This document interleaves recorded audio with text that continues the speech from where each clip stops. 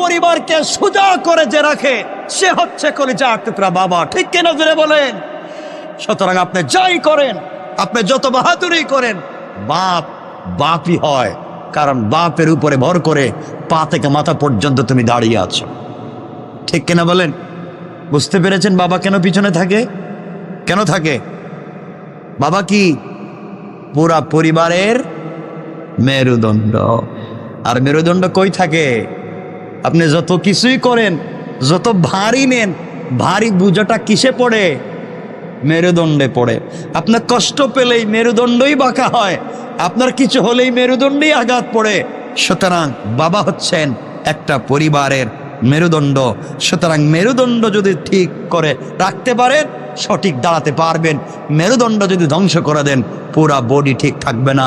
বুঝাতে চাইলাম, বাপকে যদি ঠিক রাখতে পারেন সব ঠিক থাকবে, আর বাপকে যদি ঠিক রাখতে না পারেন কোনো জিনিস দেওয়ার কাজ হবে না। ঠিক কিনা?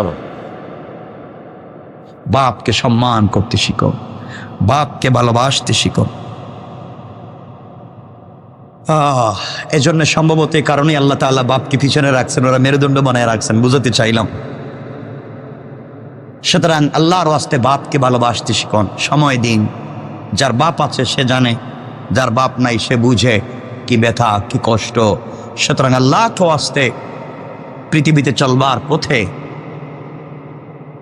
যার যেভাবেই আছেন তার বাপকে আপনি ভালোবাসতে শেখুন।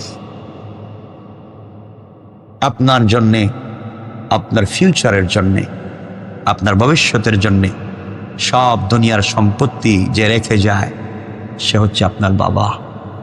সুতরাং আল্লাহকে ওয়াস্তে আমরা বাপকে বাপের মতো দেখবো ইনশাল্লাহ। বলেন ইনশাল্লাহ। ইনশাল্লাহ মনে থাকবে তো ইনশাল্লাহ? তাহলে বাপের মর্যাদা কম? বলেন বলেন? কোনো অংশেই কম নয়। বাপ বাপই হয়, যার সাথে কারো তুলনা চলে না। যে পুরা জিন্দিগি পরিবার যারা নষ্ট করে ইন্তেকালের সময় সারা জিন্দিগি দু হাতে পয়সা ইনকাম করে, সম্পত্তি জমা করে, সবাইকে সুখের সাগরে ভাসিয়ে যে বাপ খালি হাতে কবরে চলে যায়, সে আর কেউ না, তিনি কে? বাবা।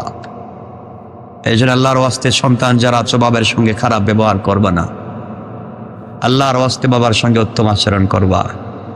কারণ বাপকে তুমি বুঝতে পারো না। এই বাপকে, এই পৃথিবীতে মায়ের মর্যাদা বেশি, কিন্তু কোনো মাকে আল্লাহ নবী বানান নাই, কোনো মাকে আল্লাহ রসুল বানান নাই। বাপকে বানিয়েছেন একজন পিতাকে, একজন পুরুষকে বানিয়েছেন নবী, একজন পুরুষকে বানিয়েছেন রসুল।